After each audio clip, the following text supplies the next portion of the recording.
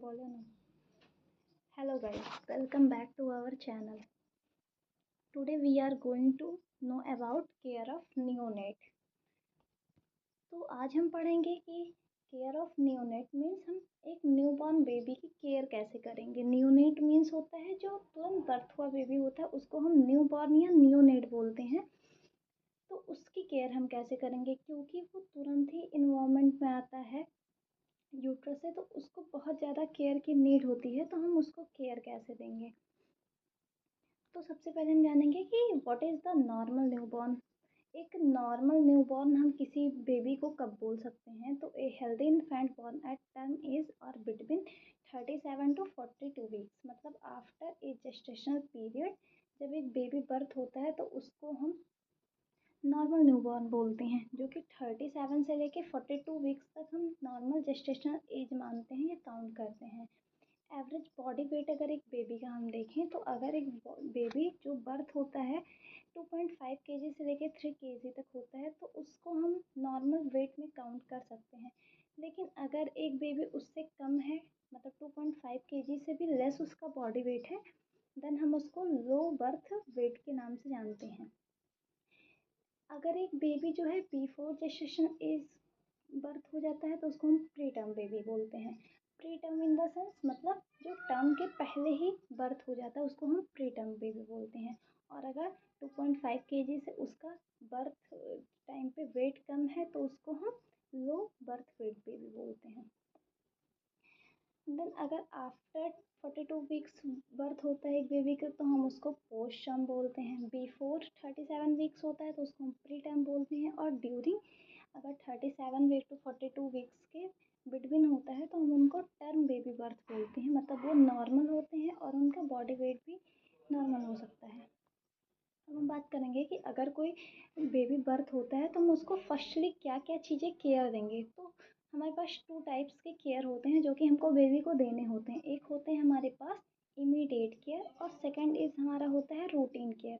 Immediate care हम तब बोलते हैं जब हम उसको बर्थ होने के तुरंत बाद ही देते हैं, और रूटीन केयर कब बोलते हैं हम उसको, जब वो उसको हम कंटिन्यूअसली हमको देना है आफ्टर द बर्थ।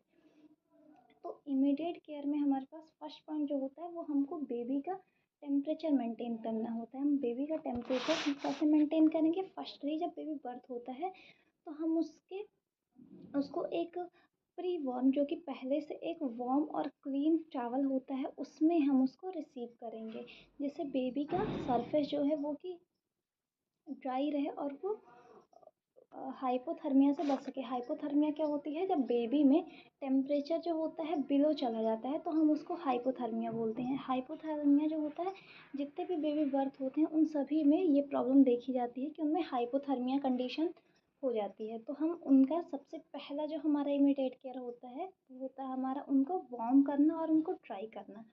ड्राई हम कैसे उनको करते हैं, हम हमेशा उनके सिफेलो डायरेक्शन से हम उनको ड्राई करते हैं, मतलब उनके हेड रीजन से हम स्टार्ट करते हैं और हम उनको ड्राई करते हैं। ड्राई हम हमेशा जेंटली प्रेस करके ही करते हैं, क्योंकि जो बेबी का स्किन होता है वो बहुत ज़्यादा सॉफ्ट होता है। अगर हम उसको बहुत ज़्यादा रफली क्लीन करेंगे, तो मे बी उनकी स्किन भी निकल जाए टॉवल के साथ। तो इसलिए हमको जेंटली ही प्रेस करके, हमको बहुत ज़्यादा रगड़ना नहीं है बेबी की बॉडी को। हम उनका और एक तरह से टेम्परेचर मेंटेन करते हैं, बॉडी टू बॉडी कांटेक्ट या skin to skin contact mother के साथ। हम मदर की उसको मदर के साथ दे देते हैं, जिससे उसका मदर का टेम्परेचर बेबी के टेम्परेचर से मेंटेन होता रहता है। और हम रूम के टेम्परेचर को भी, जो कि मदर जहाँ डिलीवरी रूम है उसका 25 डिग्री सेल्सियस वो होता है टेम्परेचर, तो हम उसको भी मेंटेन करते हैं। देन सेकंड पॉइंट हमारा होता है इमीडिएट केयर में एयरवे क्लियरेंस। एयरवे क्लियरेंस हम कैसे करते हैं, एयरवे मतलब हमारा होता है जो कि जिससे वो रेस्पिरेशन करेगा, उसको हमको क्लीन रखना है। तो एयरवे क्लियरेंस के लिए हम उसको एक नॉर्मल पोजीशन प्रोवाइड करवाते हैं बेबी को, और सक्शन करते हैं उसके माउथ और नोज़ के थ्रू। एक बल्ब सिरिंज आती है जिससे हम सक्शन करते हैं। सक्शन हम बस तब तक करते हैं जब तक उस एबनॉर्मल ब्रीदिंग हो रही है। अगर ज़्यादा सिक्रेशन नहीं हो रहा और बेबी जो है वो नॉर्मली ब्रीथ कर पा रहा है, देन हम सक्शन की रिक्वायरमेंट हमको नहीं है, और हम बेबी को पोजीशन दे देते हैं नॉर्मल, जिससे वो ईज़िली ब्रीथ कर पाए। देन इमीडिएट केयर का थर्ड पॉइंट होता है असेसमेंट ऑफ ब्रीथिंग। मतलब हम असेस करेंगे कि जो एक न्यूबॉर्न बेबी है वो ब्रीथ नॉर्मल ब्रीथ कर पा रहा है या नहीं कर पा रहा है। तो जो नॉर्मल एक रेस्पिरेशन होता है बेबी का या ब्रीथ होता है वो 40 to 60 ब्रीथ पर मिनट होता है। नॉर्मल एक इंडिविजुअल की बात करें तो वो 16 to 20 ब्रीथ पर मिनट करता है, लेकिन बेबी का ब्रीथिंग रेट जो होती है वो बहुत हाई होती है, उसकी 40 to 60 ब्रीथ पर मिनट होती है। तो हम उसके ब्रीथिंग की भी असेसमेंट करेंगे। Then fourth step is Apgar score. Apgar score एक स्कोर होता है जिसमें हम 5 चीज़ों को देखते हैं। अवगार स्कोर हम 1 मिनट से बेबी जब बर्थ होता है उसके 1 मिनट में और 5 मिनट में 2 टाइम्स इसको हम करते हैं। और इसमें अगर अगर स्कोर में 7 to 10 स्कोरिंग आ रही है, 5 चीज़ें हम इनमें देखते हैं, तो अगर उनमें हर एक चीज़ के लिए हम दो दो स्कोर देते हैं। जैसे कि अपीयरेंस के लिए हमने 2 स्कोर दिया अगर उसका नॉर्मल अपीयरेंस है। तो सेम है, अगर 7 to 10 रेटिंग आती है तो वो बेबी नॉर्मल होता है। उसका अपीयरेंस, रेस्पायरेशन, ये सारी चीज़ें हम अवगार स्कोर में चेक करते हैं। ये 1 to 5 मिनट्स में करते हैं। देन हम करते हैं कॉर्ड क्लैंपिंग। अगर बेबी नॉर्मल ब्रीथ कर रहा है देन हम उसका कॉर्ड क्लैम्प कर देंगे। कॉर्ड क्लैम्प हम हमेशा ध्यान रखते हैं कि एग्जैक्ट नीचे से ही कॉर्ड क्लैम्प नहीं करते हैं, थोड़ा डिस्टेंस छोड़ के उसको कॉर्ड क्लैम्प करते हैं। देन कॉर्ड क्लैम्पिंग के बाद हमारा 6 स्टेप होता था आइडेंटिफिकेशन। अब अगर हम डिलीवरी रूम से बेबी को शिफ्ट कर रहे हैं या फिर हम उसको NICU में एडमिट कर रहे हैं या हम उसको वहीं अभी रख रहे हैं, फिर भी हम उसको आइडेंटिफिकेशन बैंड लगा देते हैं। उसका हम वहाँ पे उसके मदर का नाम, उसका बर्थ टाइम, डेट, हम ये सारी चीज़ें आइडेंटिफिकेशन बैंड के साथ मेंशन कर देते हैं। देन 7 स्टेप होता है इमीडिएट केयर में विटामिन के एडमिनिस्ट्रेशन। विटामिन के की एक इंजेक्शन होती है जिसको इमीडिएटली एडमिनिस्टर करना होता है आफ्टर द बर्थ। ये जो होती है वो हेमरेज को प्रिवेंट करती है एक बेबी में। हेमरेज क्या होता है, बहुत ज़्यादा जब ब्लीडिंग होती है तो उसको हेमरेज की कंडीशन बोलते हैं, जब कोई चीज़ क्लॉट नहीं हो पाती है। तो जो विटामिन के का इंजेक्शन होता है वो मेनली क्लॉटिंग में हेल्प करता है। तो तुरंत ही हम इसको ओरली भी दे सकते हैं। 1 mg ओरली दिया जाता है पर टाइम पे, और इसके 2 डोजेज रिपीट किए जाते हैं। लेकिन अगर ये प्री टर्म बेबी है तो उनमें हम 0.5 mg ही देंगे और IM देंगे। और ये टर्म बेबीज़ में 1 mg विटामिन के की IM इंजेक्शन देंगे। देन हमारा 8 स्टेप होगा इनिशियल, हम करेंगे फिजिकल एग्जामिनेशन। मतलब हमने सारे स्टेप कर लिए, हमने बेबी को ड्राई कर लिया है, हमने बेबी का एयरवे क्लियर कर लिया है, ब्रीथिंग भी हमने असेस कर ली है, अबगार स्कोर भी चेक कर लिया है, कॉर्ड क्लैम्प कर दिया है, आइडेंटिफिकेशन बैंड भी बांध दिया है और विटामिन के भी एडमिनिस्टर कर दिया है। देन हम उसका फिजिकल एग्जामिनेशन स्टार्ट करेंगे। फिजिकल एग्जामिनेशन में हम उसकी सारी अपीयरेंस से लेकर न्यूरोलॉजिकल एग्जामिनेशन, सारे एग्जामिनेशन हम करेंगे, उसके रिफ्लेक्सेस भी चेक करेंगे।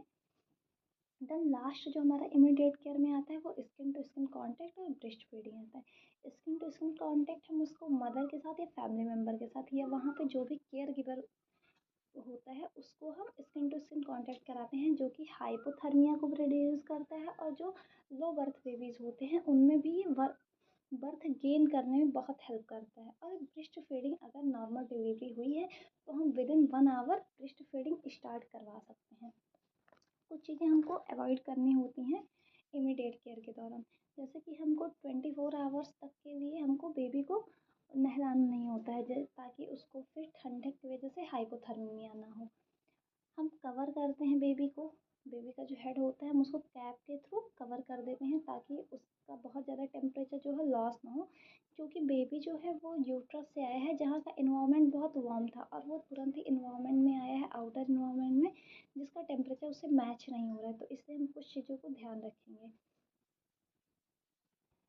देन हम बात करेंगे कि लो बर्थ वेट क्या होता है। लो बर्थ वेट हमारा होता है जब कोई भी जो बेबी होता है वो 2.5 kg से बिलो बर्थ लेता है तो उसको हम लो बर्थ बेबी बोलते हैं। तो मेनली ये 3 तरह के होते हैं। एक होता है लो बर्थ वेट जिसमें हमारा 2.5 kg से बिलो जाएगा। देन एक होता है हमारा second very low birth weight, इसमें हमारा 1.5 kg से बिलो जाएगा। और थर्ड हमारा होता है एक्सट्रीमली लो बर्थ वेट, इसमें हमारा 1 kg के बिलो जब एक न्यूबॉर्न या न्यू वो न्यूनेट का वेट जब जाता है तो हम उसको लो बर्थ वेट बोलते हैं। देन हम बात करेंगे कि क्या क्या कॉजेज़ हो सकते हैं जिनकी वजह से ये लो बर्थ वेट होता है।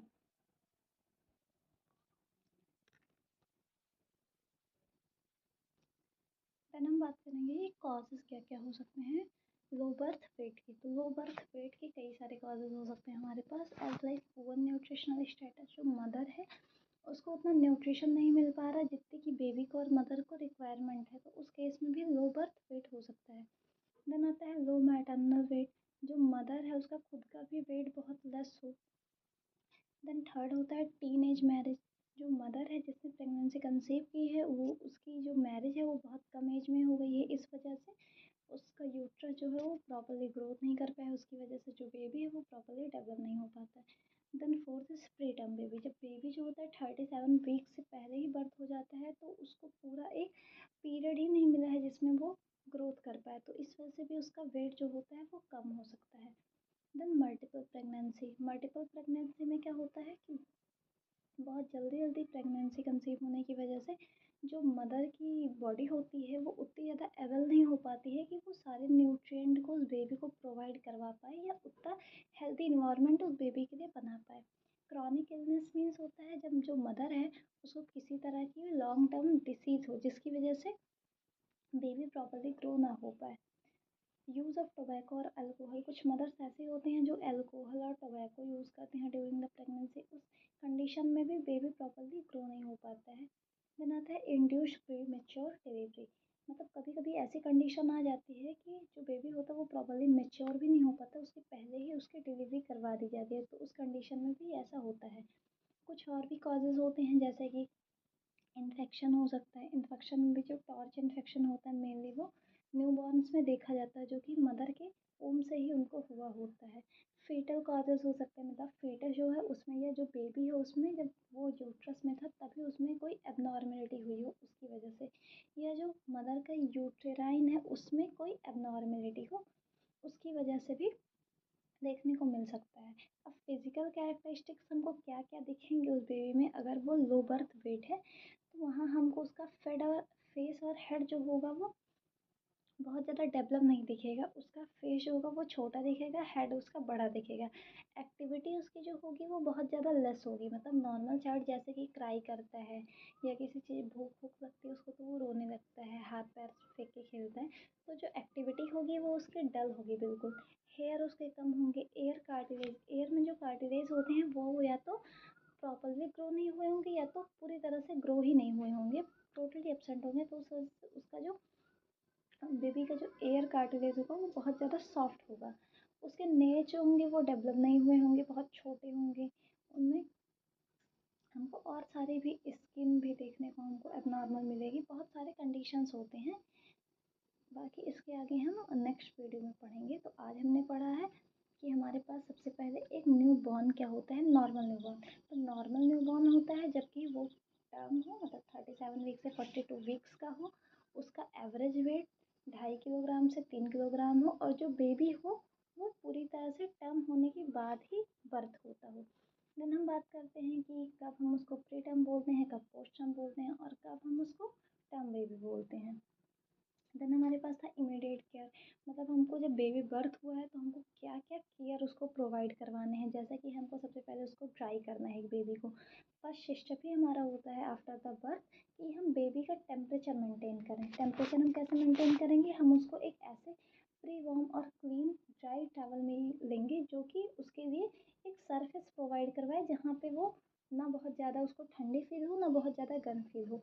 और अगर उस वो हाइपो थर्मिया उसको हुआ है तो हम उसको रेडिएंट में भी 20 मिनट के लिए रखते हैं। जब भी हम उसको रेडिएंट वार्मर के नीचे रखते हैं तो हम हमेशा ध्यान रखते हैं कि वो 20 मिनट पहले से ही उसमें हीट हमने अप्लाई कर दी हो, मतलब वो पहले से ही ऑन कर दिया हो हमने। हम उसको तुरंत ही ड्राई करते हैं बेबी को आफ्टर द टॉवल, हमने उसको टॉवल में ले लिया तो हम उसको ड्राई करेंगे। ड्राई कैसे करते हैं, हम फर्स्ट उसके हेड को ड्राई करते हैं, उसकी आइज़ वगैरह को ड्राई करते हैं, सारी चीज़ों को सॉफ्टली हम क्लीन करते हैं, उसका skin to skin contact cover कर मेंटेन करते हैं, कवर करते हैं बेबी को और अवॉइड करते हैं 24 आवर्स तक उसको बाथ ना करवाएं। देन सेकेंड स्टेप हमारा होता है एयरवे क्लियरेंस। एयरवे क्लियरेंस में जो भी उसका म्यूकस सिक्रेशन हो रहा है या कभी कभी बेबी के माउथ में एमनियोटिक फ्लूइड भी चला जाता है तो हम उसको भी सक्शन के थ्रू क्लीन कर लेंगे। हम उसकी ब्रीदिंग को असेस करेंगे। नॉर्मल जो रेस्पिरेशन होता है एक न्यू बॉर्न का वो 40 to 60 ब्रीथ पर मिनट होता है, देन हम अवगार स्कोर चेक करेंगे। अवगार स्कोर नॉर्मल बेबी का 7 to 10 आना चाहिए। कॉर्ड क्लैम्प कर देंगे, आइडेंटिफिकेशन बैंड और विटामिन के एडमिनिस्टर कर देंगे। देन हम फिजिकल एग्जामिनेशन करेंगे और स्किन टू स्किन कॉन्टैक्ट करवा देंगे बेबी में।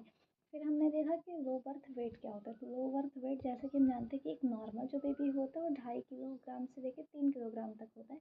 तो अगर एक बेबी 2.5 किलो से भी कम वेट के साथ बर्थ होता है तो हम उसको लो बर्थ बेबी बोलते हैं। तो ये 3 तरह के हो सकते हैं। अगर 2.5 किलो से कम है तो लो बर्थ वेट, अगर वो 1.5 किलो से भी कम है तो वेरी लो बर्थ वेट, और अगर वो 1 किलोग्राम से भी कम है तो हम उसको एक्सट्रीम लो बोलते हैं। तो लो बर्थ वेट हुआ, लेकिन हुआ क्यों वो, तो इसके भी कुछ कॉजेज़ हैं। तो हो सकता है कि जो मदर हो वो उतना न्यूट्रिएंट ना ले रही हो जितने उसको रिक्वायर है, क्योंकि नॉर्मल कंडीशन में एक फीमेल को अलग न्यूट्रिएंट की रिक्वायर होती है। जब वो प्रेगनेंसी में होती है या जब उसने कंसीव किया होता है एक बेबी को, तो उसको एक्स्ट्रा न्यूट्रिएंट की रिक्वायरमेंट होती है।